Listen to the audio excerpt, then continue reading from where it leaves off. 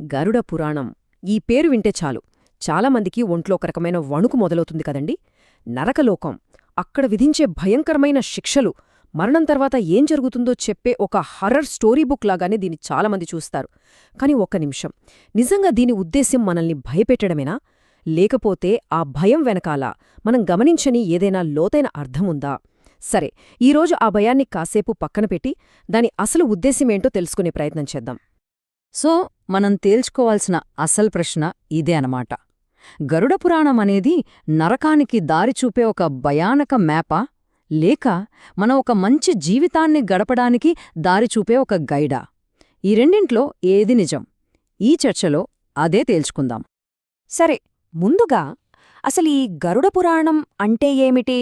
బేసిక్గా ఇది సనాతన ధర్మంలోని 18 మహాపురాణాల్లో ఒకటి. దీని స్ట్రక్చర్ చాలా ఆసక్తికరంగా ఉంటుంది. ఇదొక సంభాషణ రూపంలో ఉంటుందన్నమాట. ఎవరెవరి మధ్య అంటే సాక్షాత్తు శ్రీ మహావిష్ణువుకి, ఆయన వాహనమైన గరుత్మంతుడికి మధ్య. గరుత్మంతుడు అడిగిన ప్రశ్నలకు విష్ణువు సమాధానాలిస్తూ జీవితం, మరణం, కర్మ, పాపపుణ్యాలు ఇలాంటి ఎన్నో లోతైన విషయాల గురించి వివరిస్తారు. ఇక్కడే ఒక పెద్ద ప్రశ్నొస్తోంది.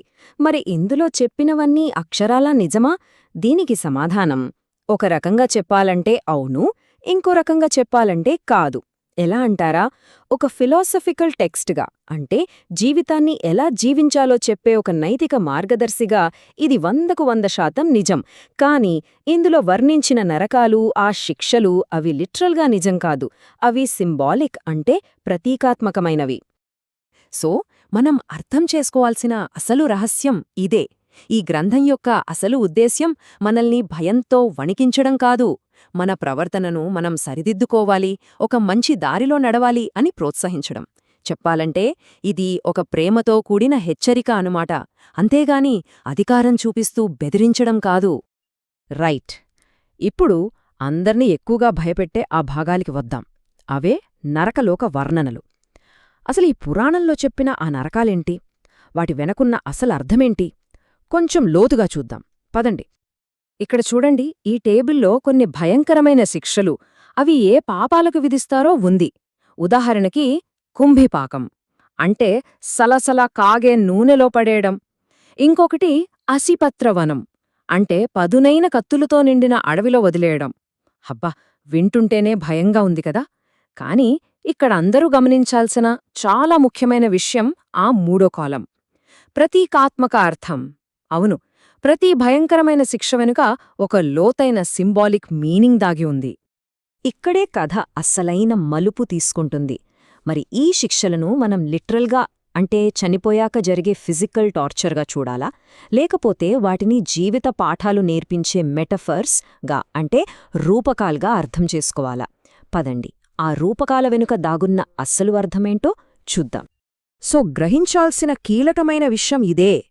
ఈ శిక్షలనేవి చనిపోయాక ఎక్కడో జరిగే భౌతికమైన హింస కాదు.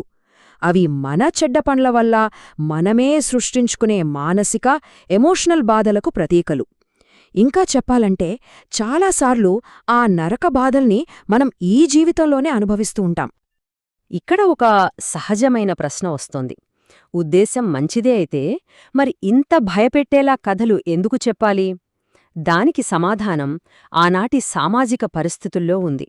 ఆ ప్రాచీన కాలంలో సాధారణ ప్రజలకు ధర్మాన్ని, న్యాయాన్ని అర్థమయ్యేలా చెప్పడానికి బహుశా ఇదే వాళ్లకు దొరికిన అత్యంత ప్రభావవంతమైన పద్ధతి. ఒక్కసారి ఆలోచిద్దాం. ఆ రోజుల్లో ఇప్పటిలా పోలీస్ సిస్టం లేదు, కోర్టుల్లేవు, సైకాలజీ లాంటి సబ్జెక్టుల గురించి ఎవరికీ తెలీదు. మరి అలాంటప్పుడు సమాజంలో ఒక నైతికతను ఎలా నిలబెట్టాలి?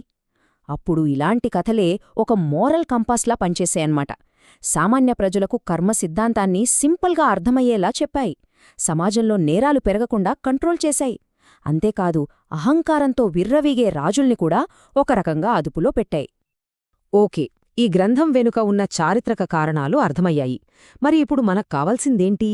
దానిలో ఉన్న మంచిని, ఆ జ్ఞానాన్ని మన ఇప్పటి జీవితంలో ప్రశాంతంగా ఉండటానికి ఎలా అప్లై చేసుకోవాలో చూద్దాం.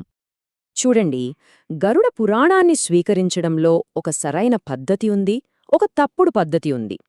ధర్మంగా బ్రతకడం, నిజం మాట్లాడటం, ఇతరులను గౌరవించడం ఇదంతా సరైన మార్గం. అలా కాకుండా కేవలం భయంతో గుడ్డిగా నమ్మేయడం లేదా దీన్ని వాడుకుని ఇతరులను బెదిరించడం ఇది పూర్తిగా తప్పుడు మార్గం. ఇందులో ఉన్న ఒక మంచి విషయమేంటంటే ఈ పురాణం కేవలం తప్పుల గురించే చెప్పి వదిలేయడు, వాటిని సరిదిద్దుకోవడానికి దారులుగూడా చూపిస్తుంది. అవే మంచి కర్మ అంటే మంచి పనులు చేయడం, దానం చేయడం, భక్తితో ఉండటం, చేసిన తప్పుకు నిజాయితీగా పశ్చాత్తాపపడటం అంటే ప్రాయశ్చిత్తం చేసుకోవడం, ఇంకా అహింస అంటే ఏ జీవికి హాని చేయకుండా ఉండటం. ఇవన్నీ మనల్ని ఒక పాజిటివ్ లైఫ్ వైపు నడిపిస్తాయి. మనం ఇందాక మంచి మార్గాల గురించి మాట్లాడుకున్నాం కదా, ఆ దారులు ఎందుకంత ముఖ్యమంటే గరుడపురాణం చెప్పాలనుకుంటున్న చివరి అత్యంత కీలకమైన సత్యం ఇదే. ఆ భయంకరమైన నరకమనేది ఎక్కడో బయటలేదు, అది మన లోపలే ఉంది. ఒక విషయాన్ని చాలా స్పష్టంగా అర్థం చేసుకోవాలి. గరుడ పురాణమనేది మనల్ని శిక్షించడానికి కాచుకొని కూర్చున్న దేవుడి గురించి చెప్పదు. అది మనకు పాఠాలు నేర్పించే ఒక కర్మ సిస్టమ్ గురించి వివరిస్తుంది. మనం చేసే పనులకు ఫలితాలుంటాయని గుర్తుచేస్తుంది, అంతే. అంతిమంగా ఈ గ్రంథమిచ్చే సందేశం ఇదే: నిజమైన నరకమనేది చనిపోయాక వచ్చేది కాదు. అది మన చెడ్డ పనుల వల్ల, మన నెగటివ్ ఆలోచనల వల్ల ఈ జీవితంలో మనకోసం మనమే సృష్టించుకునే బాధ. అంటే స్వర్గం, నరకం ఈ రెండింటి తాళంచెవులు మన చేతుల్లోనే ఉన్నాయన్నమాట. చివరగా ఈ ఒక్క వాక్యం ఈ గ్రంథం యొక్క మొత్తం సారాన్ని మన ముందుంచుతుంది. గర్విష్ఠైన సాధువు కన్నా పశ్చాత్తాపపడిన పాపి గొప్పవాడు. ఇది మనకు క్షమ యొక్క గొప్పతనాన్ని, వినయాన్ని, ఇంకా మనిషి మారగలడు అనే శక్తిని గుర్తుచేస్తుంది. సో ఫైనల్గా గరుడ పురాణం మనకు నేర్పేది ఒక్కటే: మనల్ని సరైన దారిలో నడిపించాల్సింది భయం కాదు, సరైన అవగాహన.